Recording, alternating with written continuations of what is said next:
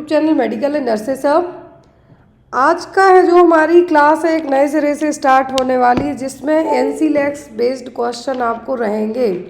भले वो क्वेश्चन आपके कम रहेंगे, 10 रहेंगे, 15 रहेंगे या 20 रहेंगे या 50 रहेंगे एक क्लास में, लेकिन आपको डेली टाइमिंग है जो सेम रहेगी और आपको एक क्लास रहेगी, जैसा मैंने आप सभी से पिछली 2 क्लासेस में प्रॉमिस किया था। तो यहाँ पे मेरी कोशिश रहेगी कि जितनी भी क्लासेस आपको एनसीलेक्स बेस्ड क्वेश्चंस की रहेगी, आपको डेली कंटिन्यू है जो क्लास रहेगी, वो कोशिश करूँगी कि आपकी ये क्लास कभी भी मिस ना हो। जो हमारी 1 लाइनर क्वेश्चन क्लास या फिर अदर पेपर्स वो सब तो चलते ही रहते हैं, लेकिन इस तरीके की क्लास भी आपको रहेगी जब तक, क्योंकि जो लोग JIPMER के लिए तैयारी करेंगे या रेलवे के लिए या BSF के लिए, उनको 1 लाइनर क्वेश्चन के साथ साथ इस तरीके के क्वेश्चंस भी एग्ज़ाम में आ सकते हैं, जो कि थोड़ा सा कंफ्यूजिंग भी रहेंगे।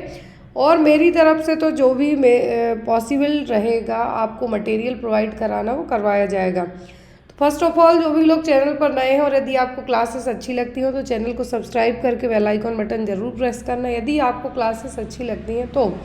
Second and most important thing, आज के लिए एक और अनाउंसमेंट है आपको, वो मैं यहाँ पे डायरेक्ट ऐड करके आपको बता देती हूँ। तो यहाँ पर जो हमारा एक और सेकंड चैनल है मेडिकल एंड नर्सेस सब का जो शॉर्ट्स चैनल है, उस पर बहुत टाइम से है जो कोई भी क्लासेस वगैरह नहीं हुई थी।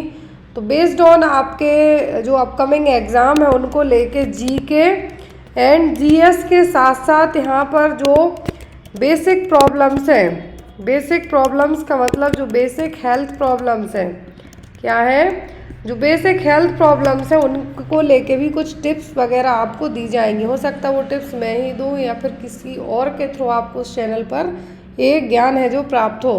तो आप लोग ज़रूर ज्वाइन करना। उसमें आपको टाइमिंग डेली रहा करेगी मॉर्निंग 6 o'clock, ओनली 5 या 10 मिनट यदि GK GS की हम बात करें, और यहाँ पे साथ में आपको करेंट अफेयर भी ऐड कर दिया जाएगा।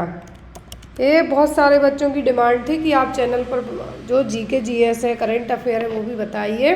वो सब चीज़ें यहाँ पे आपकी हिंदी इंग्लिश में रहेंगी। हिंदी इंग्लिश इसलिए ताकि सबको इजी रहे। और हमारी बुक रिसेंट में आ गई है, तो जिन्होंने अभी तक ऑर्डर नहीं किए प्लीज़ ऑर्डर कीजिए। फ्लिपकार्ट से ऑर्डर कर सकते हैं आप। फ्लिपकार्ट में बस मे बी अभी 1-2 लोगों का जिन्होंने कुछ एड्रेस वगैरह गड़बड़ डाला था, तो उनके फ्लिपकार्ट ने जो ऑर्डर कैंसिल कर दिए हैं, तो वो लोग डायरेक्ट व्हाट्सएप पे कांटेक्ट करके बुक को है जो ले सकते हैं, या फिर आप अपना डिटेल मुझे एड्रेस वगैरह बता दीजिए ताकि वहाँ पे आपको बता पाऊँ कि आपको कैसे फिलअप करना है। क्लियर। बुक पर अभी अच्छा खासा डिस्काउंट चल रहा है, तो बुक पर अभी डिस्काउंट चल रहा है, तो जो भी लोग डिस्काउंट में बुक लेना चाहते हैं वो लोग यहाँ पे बुक को ले सकते हैं, और जो भी आपके डाउट वगैरह रह जाएं तो वो क्लियर किए जाएंगे। चलिए आज की क्लास को हम स्टार्ट करते हैं। ये शॉर्ट्स जो मैंने आपको बताया है, चैनल सेम रहेगा, सॉरी चैनल है जो हमारा दूसरा रहेगा मेडिकल एंड नर्सेस सब शॉर्ट्स, उस पर अभी तक कुछ टिप्स वगैरह दिए गए थे, तो वो अच्छा रिस्पॉन्स मिला था उसमें। बट मेरी कोशिश है कि वो चैनल वेस्ट भी ना हो और आपके लिए उस पर कुछ अच्छी अच्छी चीज़ें मिले। तो GK GS मॉर्निंग 6 o'clock रहेगा, ओनली फॉर 10 मिनट और 8 मिनट, बस इतना ही। फर्स्ट यहाँ पे क्वेश्चन है आपके लिए आज, during a nursing assessment on a patient with a pressure injury, you note that during a nursing assessment on a patient with a pressure injury, you note that the patient pressure ulcer has a loss of dermis with fat showing but no muscle tendon or bone showing. Which pressure ulcer stage is this? यहाँ पर question में आपको कहा गया है कि nursing assessment में आपने एक पेशेंट को चेक किया, प्रेशर इंजरी और प्रेशर सोर है जो क्या है हुआ है। अब यहाँ पर इस प्रेशर सोर और प्रेशर इंजरी या फिर बेड सोर भी आप यहाँ पे कह सकते हैं, तो इसमें क्या क्या पॉइंट नोट करने की ज़रूरत है। Loss of dermis with fat showing, जो डर्मिस जो आप स्किन की लेयर है वहाँ पर तो वो लॉस ही हुई है, साथ में जो फैट दिखता है वो भी नहीं बचा, लेकिन मसल टेंडन और बोन है जो यहाँ पे अल्सर नहीं दिख रहा है। तो यहाँ पर एक कौन सी स्टेज होगी, 1, 2 स्टेज, 3rd स्टेज या फिर 4th स्टेज, कौन सी स्टेज होगी। जब फर्स्ट टाइम नॉर्सेट का एग्ज़ाम दिया था आपने, तो आपको चारों स्टेज की इमेज दे दी गई थी, सिलेक्ट करना था कि पहली, दूसरी, तीसरी या चौथी जो भी रही हो, एक कोई ऑप्शन चूज़ करना था। तो यहाँ पर तो आपको डायरेक्ट बताया है कि डर्मिस में क्या है, डर्मिस और जो फैट शो हो रहा है वो नहीं बचा है प्रेशर अल्सर के कारण, लेकिन मसल, टेंडन और बोन है जो अफेक्ट यहाँ पे नहीं हुए हैं। जब ये तीनों चीज़ें यहाँ पे अफेक्ट नहीं हुई हैं तो यहाँ पे आपका आंसर क्या होगा, यहाँ पे होगी स्टेज थर्ड। कौन सी, यहाँ पे होगी स्टेज नंबर थर्ड, तीसरी स्टेज। अब कैसे, देखिए जो स्टेज यहाँ पे बताई गई है, फर्स्ट स्टेज में होगा क्या कि skin intact with non blanchable redness. यहाँ पर रेडनेस नहीं होगी, रेडनेस जरा सी रहेगी, मतलब स्किन थोड़ी रेड रहेगी। यहाँ पे जो स्टेज फर्स्ट में आपको दिख रहा है स्किन इंटैक्ट होगी, मतलब स्किन ब्रोकन नहीं होगी। स्किन इंटैक्ट का मतलब होता है कि स्किन ब्रोकन नहीं हो रही है लेकिन वहाँ पर रेडनेस है। दूसरा होता है पार्शियल लॉस ऑफ डर्मिस। क्या है, पार्शियली, जो डर्मिस है पार्शियली, कंप्लीटली नहीं, पार्शियली लॉस होगा, पिंक वुंड टाइप का दिखेगा, लेकिन यहाँ पर फैट और मसल, बोन, टेंडन ये सब अफेक्ट नहीं होंगे। तो जो आपका क्वेश्चन है, क्वेश्चन में क्या कहा गया है आपको कि डर्मिस के साथ साथ जो फैट है वो भी लॉस हो गया लेकिन मसल, टेंडन, बोन अफेक्ट नहीं हुए। तीसरी स्टेज होती है यहाँ पर इंजरीज है वह loss of dermis with fat visual.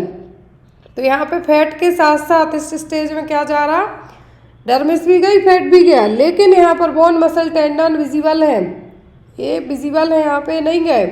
अब चौथी स्टेज में मसल, बोन, टेंडन सब में क्या होगा, यहाँ पर लॉस होगा। लॉस ऑफ डर्मिस के साथ साथ जो मसल, टेंडन, बोन है सब अफेक्ट होंगे। लास्ट में होती है अनस्टेग्नेबल। अनस्टेग्नेबल का मतलब होता है डीप, मतलब सबसे जो स्कार टाइप का फॉर्मेशन होगा, ब्लैकनेस टाइप की होने लगेगी, वो क्या कहलाता है, अनस्टेग्नेबल। तो यहाँ पे मेनली 4 स्टेज याद रखनी है। पहली में रेडनेस होगी लेकिन स्किन ब्रोकन नहीं होगी। दूसरी में डर्मिस पार्शियली अफेक्ट होगी, पिंक कलर का वुंड होगा लेकिन यहाँ पर फैट, मसल, टेंडन अफेक्ट नहीं होंगे। तीसरी में इवन जो फैट है डर्मिस के साथ साथ फैट भी चला जाएगा लेकिन इसमें बोन, मसल्स, टेंडन नहीं जाएंगे। चौथे में डर्मिस, फैट के साथ साथ मसल, बोन, टेंडन सब कुछ क्या हो जाएगा, चला जाएगा। ये देखिए यहाँ पर स्किन की जो लेयर होती है, सबसे ऊपरी लेयर को आप क्या कहते हैं, एपिडर्मिस, उसके नीचे की डर्मिस, देन आफ्टर आता है फैट लेयर, फिर मसल, फिर बोन। तो यहाँ पर यदि बात करें फर्स्ट में, तो फर्स्ट में आपकी क्या वो अफेक्ट हो रही है, डर्मिस तक की लेयर अफेक्ट हो रही है लेकिन ओनली रेडनेस है, स्किन ब्रोक नहीं हुई है। क्या है, स्किन ब्रोकन नहीं हुई है। देखिए यहाँ पे भी एक अलग से सेपरेट इमेज करके दिखाया। दूसरी में आपकी क्या होगी, जो डर्मिस है, डर्मिस के जो एपिडर्मिस के आफ्टर दैट है जो लेयर है, जो डर्मिस अफेक्ट होगी लेकिन यहाँ पे फैट है जो अफेक्ट नहीं होगा ना, मसल, बोन्स होंगी। तीसरे में क्या होगा आपका कि जो फैट है वो भी अफेक्ट होगा और चौथे में बोन्स तक पहुँच जाएगा। कहाँ तक, बोन्स तक। पाँचवें में पाँचवीं नहीं, अनस्टेग्नेबल स्टेज होती है, इसमें स्कार फॉर्मेशन होता है। स्कार फॉर्मेशन का मतलब डार्कनेस, ब्लैक टाइप का, स्टीमिक टाइप की कंडीशन है जो देखने को मिलेगी। और जो सस्पेक्टेड डीप टिश्यू इंजुरी होगी, यहाँ पर तो डीपर टिश्यू भी डैमेज होना स्टार्ट हो जाएंगी, इवन आपके जो नर्व हैं वो भी यहाँ पे अफेक्टेड होंगी। क्लियर। तो यहाँ पर बेसिक जो आपको प्रेशर सोर के लिए एक स्केल यूज़ की जाती है वो कहलाती है ब्रैडन स्केल, ये भी आपको याद रखना है। नेक्स्ट है यहाँ पे question, in sickle cell anaemia life span of RBC cell. Normal duration आपको पता है, जो नॉर्मल ड्यूरेशन है वो कितना होता है आरबीसी का, रेड ब्लड सेल्स का, जिसको आप इरिथ्रोसाइट्स के नाम से भी जानते हैं। किसके नाम से जानते हैं आप आरबीसी को? आरबीसी का जो दूसरा नाम है वो क्या होता है, इरिथ्रोसाइट। क्या है, इरिथ्रोसाइट। इसको बनने की प्रोसेस को क्या कहते हैं हम, इरिथ्रोपोइसिस। क्या कहेंगे, इरिथ्रोपोइसिस। और इनका जो जीवन काल होता है, लाइफ स्पेन पीरियड होता है 120 दिन का होता है। लेकिन यहाँ पे कहा है किसमें, सिकल सेल एनीमिया में। सिकल सेल एनीमिया में आरबीसी का जीवन काल कितना होगा, 17 दिन का, 40 दिन, 76 डेज या फिर 110 डेज। तो 120 डेज तो नॉर्मल होता है इरिथ्रोसाइट और आरबीसी का जीवन काल कितना, 120 दिन का। लेकिन सिकल सेल एनीमिया में होगा क्या कि जो सेल्स हैं वो कैसी हो जाती हैं, हंसियाकार की, मतलब कर्व शेप ले लेंगी। और जब वो सेल्स कर्व शेप रहेंगी आरबीसी सेल्स, तो यहाँ पर ना तो उनके थ्रू प्रॉपर ऑक्सीजन की सप्लाई होगी और वो डैमेज होंगी इतने फास्ट तरीके से कि 20 दिनों के अंदर तक सेल क्या हो जाती हैं, डैमेज हो जाती हैं। तो उनका जीवन काल तो कितना रहेगा, वो होता है जनरली 10 से 20 दिन का। एक जो एवरेज बात करें, सॉरी लाइफ स्पैन है, जीवन काल जिसमें भी आप कंफर्टेबल हो, वो होता है कितना, 10 से 20 दिन का। जब यहाँ पे क्या हुआ हो, सिकल सेल एनीमिया की कंडीशन डेवलप हुई हो। नॉर्मल में आपको हमेशा मार्क करना है 120, लेकिन सिकल सेल पूछें तो 10 से 20 की रेंज में जो भी आपको 10 के आगे का या 20 के पहले का लगे उसको मार्क कर देना है। तो अकॉर्डिंग टू इन ऑप्शंस के हमारा आंसर क्या होगा, 17 दिन।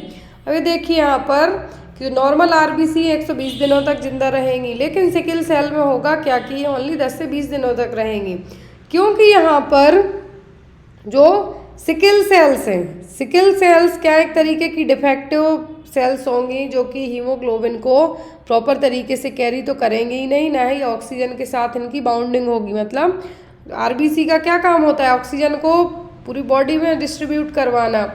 अब यहाँ पर यदि आरबीसी की कमी होती है तो एनीमिया होता है, एनीमिया होती है तो सांस लेने में दिक्कत होती है, फेस पे आपको पैलनेस दिखेगी। सेम थिंग यहाँ पर है कि जब आरबीसी बेंड शेप में रहेंगी या क्रिसेंट शेप में रहेंगी, इसको आप हंसियाकार कहेंगे, क्रिसेंट का मतलब हाफ कर्व शेप में रहेंगी, तो ऐसे केस में क्या रहेंगी, रिजिड होंगी, स्टिकी होंगी और छोटी छोटी कैपिलरीज को क्या करेंगी, ब्लॉक करने का काम कर सकती है। नॉर्मल सेल्स इस तरीके से रहेगी तो ये क्या करेंगी, फ्लो करेंगी ब्लड में। लेकिन सिकल सेल्स होंगी जब, तो कैसी होंगी, क्रिसेंट शेप या हंसियाकार शेप में होंगी, तो ब्लड को प्रॉपर फ्लो नहीं होने देंगी, ऑब्स्ट्रक्शन का काम करेंगी। और इसके लिए यहाँ पर सिकल सेल्स होती हैं तो कितना, 10 से 20 दिन के अंदर ही डिस्ट्रॉय हो जाती है। उनको डिस्ट्रॉय करने का काम कौन करता है, स्प्लीन। इनकी शेप और स्टिफनेस के कारण यहाँ पर स्प्लीन क्या करती है, इनको डिस्ट्रॉय करने का काम करती है। स्प्लीन को ही क्या कहा जाता है, ग्रेवयार्ड के नाम से भी जाना जाता है। आरबीसी जो डिस्ट्रक्टेड आरबीसी होती हैं उसका ग्रेवयार्ड किसको कहा जाता है, स्प्लीन को। आई होप आपको ये क्लियर हो गया हो क्वेश्चन। अगला क्वेश्चन है यहाँ पर, the most fulfilment acquired haemolytic anaemia due to bacterial toxin encountered during pregnancy is caused by. Most fulminant acquired haemolytic anaemia, जो हीमोलाइटिक एनीमिया की कंडीशन है स्पेशली प्रेगनेंसी में हो रही है और किसी बैक्टीरियल टॉक्सिन के कारण हो रही है, तो बैक्टीरिया कौन सा है, क्लोस्ट्रीडियम परफ्रिंगन्स, स्टेफाइलोकोकस ऑरियस, इश्चरीचिया कोलाई और इकोलाई, या फिर प्रोटियस। किसके कारण प्रेगनेंसी में जो हीमोलाइटिक एनीमिया की कंडीशन हो रही है उसके लिए स्पेशली यहाँ पे क्या कहा गया है कि एक बैक्टीरिया का टॉक्सिन रिस्पॉन्सिबल है, तो क्या होगा यहाँ पर,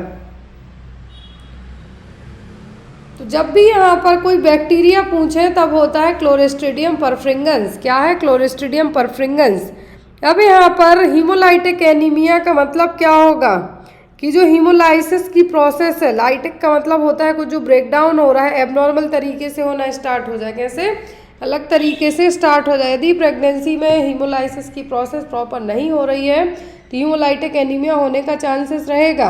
आरबीसी का जो डिस्ट्रक्शन प्रॉपर तरीके से होना चाहिए वो ना हो के यहाँ पे अलग तरीके से हीमोलाइसिस होए, तो यहाँ पे हीमोलाइटिक एनीमिया की कंडीशन प्रेगनेंसी में डेवलप होगी। इसके अलग अलग रीज़न हो सकते हैं, लेकिन यहाँ पर यदि रीज़न एक की बात करें हम तो वो कौन सा होगा, कौन सा रीज़न हो सकता है यहाँ पर, तो वो रीज़न यहाँ पे हो सकता है क्या, क्लोस्ट्रीडियम परफ्रिंगन्स यदि बैक्टीरिया पूछा है।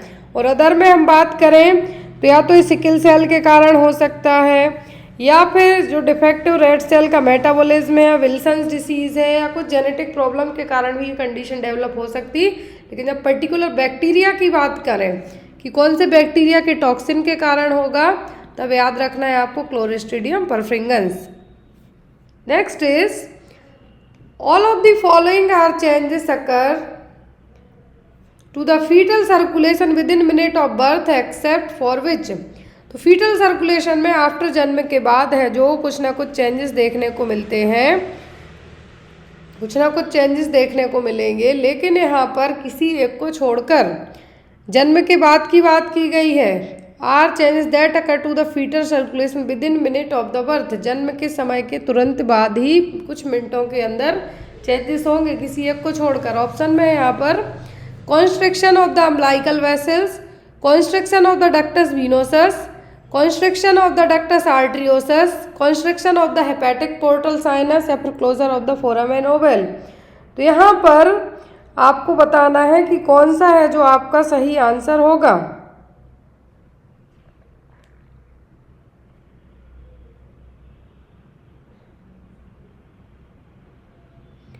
तो यहाँ पर कौन सा आपका सही आंसर होगा, एक्सेप्ट करके क्वेश्चन पूछा है फीटल सर्कुलेशन में। तो यहाँ पर हेपेटिक पोर्टल साइनस है जो आफ्टर द बर्थ के बाद इसमें चेंजेस देखने को नहीं मिलेंगे, लेकिन अम्बिलिकल वेसल्स कॉन्स्ट्रिक्ट हो जाएंगी, डक्टस वीनोसस भी कॉन्स्ट्रिक्ट होगा, आर्टरियोसस भी होगा, फोरामेन ओवल क्लोज हो जाता है विद इन 1 वीक के। लेकिन यहाँ पर फोरामेन ओवल क्लोज हो जाता है, लेकिन यदि ये क्लोज नहीं होता है, जो एनाटॉमिकली क्लोज नहीं हो पाता है, तब एक अलग कंडीशन डेवलप होती है, कंजेनाइटल डिफेक्ट डेवलप होगा। लेकिन यहाँ पर जो तुरंत नहीं होगा वो constriction of the hepatic portal sinus. With in minute of birth fetal circulatory system undergoes marked change, बहुत सारे चेंजेस देखने को मिलेंगे, जिसमें अम्बिलिकल वेसल्स, आर्टरी, जो वेन्स हैं, दोनों क्या होंगी, कॉन्स्ट्रिक्ट होंगी, फोरामेन ओवल क्लोज होगा, लेकिन हेपेटिक पोर्टल साइनस है जो तुरंत क्लोज नहीं होता है, इसमें कुछ समय लगेगा। Levels of HCG in the maternal circulation typically peak at what level and what is the gestational age? Question में आपको कहा गया है कि HCG हार्मोन है, ह्यूमन कोरियोनिक गोनेडोट्रोपिन हार्मोन, जो ओनली प्रेगनेंसी में बस क्या होता है, बनता है बॉडी में। तो यहाँ पर मैटरनल सर्कुलेशन है, मतलब कि मदर के ब्लड में पीक पर कब होगा और कितने वीक की जेस्टेशनल एज में होगा, कितने वीक की जेस्टेशनल एज में पीक पर होगा।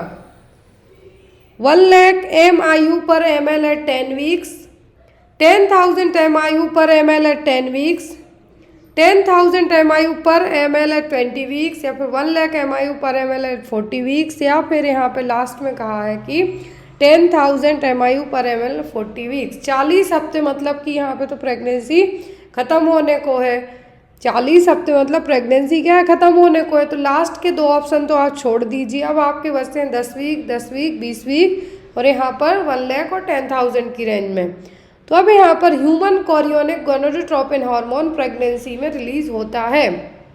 प्रेगनेंसी जब यूपीटी टेस्ट किया जाता है, यूरिन प्रेगनेंसी टेस्ट, कि आपके पीरियड 5 दिन हो गए, मिस हुए, अभी तक नहीं आए हैं, तो उसके लिए यूरिन प्रेगनेंसी टेस्ट किया जाता है। तो उस यूरिन में जो हार्मोन डिटेक्ट होगा कि 2 पिंक लाइन आ रही हैं, उसके लिए हार्मोन कौन सा होता है, HCG।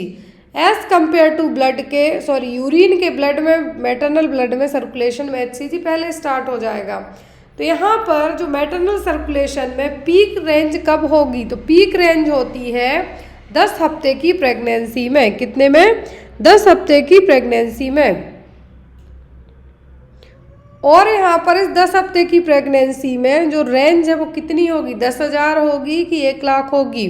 तो यहाँ पर रेंज होती है 1 लाख MIU पर ml, कितनी, 1 लाख MIU पर ml एट 10 वीक्स में। पीक पर बात की गई है क्योंकि HCG को प्रोड्यूस कौन करता है, सिंक्टोट्रोफोब्लास्ट सेल्स। क्या है, सिंक्टोट्रोफोब्लास्ट सेल्स। और यहाँ पर इम्प्लांट होने के, फर्टिलाइजेशन के जस्ट बाद क्या होता है, इम्प्लांटेशन, और इम्प्लांट होने के जस्ट बाद ही मैटरनल सीरम में, मैटरनल ब्लड में क्या होता है, हार्मोन फ्लो होगा, HCG। तो यदि सिंगलेटन प्रेगनेंसी है तो पीक लेवल पर, सिंगलेटन का मतलब ओनली एक ही लाइव फीटस है, तो यहाँ पर 10 हफ्ते की प्रेगनेंसी में क्या होगा, 1 लाख MIU पर ml की रेंज तक है क्या होगा, डिटेक्ट होगा। लेकिन यदि प्रेगनेंसी नहीं है तब आपके ब्लड में HCG डिटेक्ट हो जाए, मान लीजिए कि आपके प्रेगनेंसी नहीं है या फिर आप सेक्सुअली एक्टिव नहीं हैं और आप HCG टेस्ट करें, UPT टेस्ट करें या ब्लड टेस्ट हो, तो आप क्या निकल आए, पॉजिटिव निकल आए।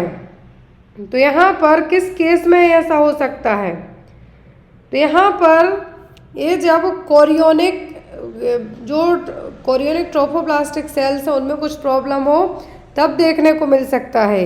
क्या है, तब देखने को ही मिल सकता है। तो विदाउट प्रेगनेंसी यदि HCG का लेवल बढ़ा हुआ है और आप प्रेग्नेंट नहीं हैं तो कुछ डिसीज़ की कंडीशन के कारण भी यहाँ पे हो सकता है। क्लियर? या तो कुछ ट्रोफोब्लास्टिक डिसीज़ हो सकता है, या फिर जो पिट्यूटरी में कैंसर के कारण भी हो सकता है, कुछ भी रीज़न हो सकते हैं। यदि नॉन प्रेग्नेंट स्टेज में हैं आप, प्रेगनेंसी कंसीव नहीं की, सेक्सुअली एक्टिव नहीं है, लेकिन आपके ब्लड में HCG का लेवल हाई जा रहा है, 1 लाख MIU से ज़्यादा आपको ब्लड में डिटेक्ट हो रहा है, तो यहाँ पे क्या होगा आपका आंसर कि HCG कुछ अदर रीज़न, सेकेंडरी रीज़न के कारण इसका लेवल बढ़ा हुआ है। नेक्स्ट क्वेश्चन है यहाँ पर, A maternal quad screen performed at 18 weeks gestation returned with the following result। तो यहाँ पर मैटरनल सीरम टेस्ट किए जा रहे हैं। क्या है? मैटरनल सीरम टेस्ट किए जा रहे हैं, स्क्रीनिंग टेस्ट हो रहे हैं यहाँ पर। तो यहाँ पर इन स्क्रीनिंग टेस्ट में क्या देखने को मिल रहा है? इन स्क्रीनिंग टेस्ट में जो यहाँ पर रिजल्ट देखने को मिले हैं वो चौंकाने वाले हैं, जिसमें अल्फा फीटोप्रोटीन का लेवल कितना है? 0.5 MOM multiple of the median, estriol 0.6 MOM, HCG human chorionic gonadotropin है 2.0 MOM, and inhibin 1.8 MOM। Which fetal disorder is most likely given this serum analytic profile? Quad screening, quad का मतलब होता है 4। क्या है? क्वाड का मतलब होता है 4, क्वाड मीन्स 4। अब यहाँ पर जो 4 टेस्ट किए गए हैं blood serum test, alpha fetoprotein का लेवल कितना आया है यहाँ पर? 0.4। क्लियर? कितना? 0.4 MOM, HCG का 2.0 MOM, इनिविन 1.8 MOM। अब यहाँ पर नॉर्मल रेंज के अलावा क्या है? नॉर्मल रेंज के अलावा है जो बढ़ी हुई रेंज है सभी, तो किस में होगी? ओपन न्यूरल ट्यूब में, ट्रायोसोमी 21 में, ट्रायोसोमी 18, ट्रायोसोमी 13, या फिर यहाँ पर टर्नर सिंड्रोम में। किस केस में क्या रहेगा? ये बढ़ा हुआ होगा। तो यहाँ पर जो यदि बात की जाए किसकी? क्वाड में, जब ये चारों चीज़ें जो क्या है बढ़ी हुई रेंज में है, मतलब ये क्या है? यहाँ पर बच्चे को जो होने वाला बेबी है ट्रायोसोमी 21, मतलब कि उसको डाउन सिंड्रोम डेवलप हो रहा है। क्या है? डाउन सिंड्रोम डेवलप हो रहा है। अब यहाँ पर एलिवेटेड मतलब हाई HCG हो, इनिविन हो, अल्फा फीटोप्रोटीन हो, ये सब बड़े हुए किस में होते हैं? डाउन सिंड्रोम में और ट्रायोसोमी 21 में। तो यहाँ पर ट्रायोसोमी 21 की जगह आप डाउन सिंड्रोम के नाम से भी इसको याद रख सकते हैं, और आपका आंसर क्या होगा? Down syndrome. Clear? Next one, which of the following observation would not be expected to be seen in obstetric ultrasound at 7 weeks of gestation? यदि 7 हफ्तों की प्रेगनेंसी है तो कौन सा जो ऑब्जर्वेशन है देखने को नहीं मिलेगा जब सोनोग्राफी की जाएगी, अल्ट्रासाउंड किया जाएगा? तो chorionic sac, yolk sac, embryo with cardiac activity, embryo demonstrating movement, या फिर फिजियोलॉजिक बाउल हर्निएशन। क्या है जो देखने को नहीं मिलेगा 7 हफ्ते की प्रेगनेंसी में यदि सोनोग्राफी करवाई जाती है? तो कोरियोनिक सैक और योग सैक तो बन जाएंगे, कोरियोनिक सैक और एक सैक योग सैक हैं जो क्या बन जाएंगे? 7 हफ्ते तक में बनना स्टार्ट हो जाते हैं और बन भी जाएंगे जब तक। तो कार्डियक एक्टिविटी तो 1 मंथ की प्रेगनेंसी में ही, जैसे ही प्रेगनेंसी कंफर्म होती है सोनोग्राफी कराएंगे, कार्डियक एक्टिविटी पता चल जाएगी। एम्ब्रियो डिमॉन्स्ट्रेटिंग मूवमेंट भी पता चलेंगे थोड़ा बहुत स्कैनिंग में, नॉर्मल आपको फील नहीं होंगे, वो 20 हफ्ते के बाद फील होंगे, 16 हफ्ते के बाद फील होते हैं यदि मल्टीपैरा है तब, यदि प्रीमी है फर्स्ट टाइम है तो 20 के बाद है जो फील होंगे। लेकिन यहाँ पर तो 7 हफ्ते की प्रेगनेंसी में bowel herniation, physiological bowel herniation है जो नहीं होगा। ये जनरली देखने को मिलता है 8 से 12 हफ्ते की प्रेगनेंसी में। कब? 8 से 12 हफ्ते की प्रेगनेंसी में। तो यहाँ पर सोनोग्राफिक फाइंडिंग में फिजियोलॉजिकल बाउल हर्निएशन देखने को नहीं मिलेगा। इसके लिए जो एक्सपेक्टेड ड्यूरेशन होता है वो 8 से 12 हफ्ते की प्रेगनेंसी होगी। लेकिन 7 हफ्ते तक में ये जो नॉर्मल चीज़ें हैं वो क्या होंगी, जैसे योग सैक हो गया, कोरियोनिक सैक हो गया, कार्डियक एक्टिविटी हो गई, फिर जो एम्ब्रियो का डिमॉन्स्ट्रेटिंग मूवमेंट है वो सोनोग्राफी में देखने को मिलेगा। बट बाउल हर्निएशन है जो 12 हफ्ते तक की प्रेगनेंसी में फील होगा। नेक्स्ट है यहाँ पर A number of screening tests are performed in all pregnancies as designated gestational age. Which of the following screening test is correctly matched with the gestational age? तो यहाँ पर आपको नंबर ऑफ स्क्रीनिंग टेस्ट की बात की गई है। Performed in all pregnancies at designated gestational age, यहाँ पे जेस्टेशनल एज दी गई है, इतने हफ्ते की प्रेगनेंसी में टेस्ट किया गया है।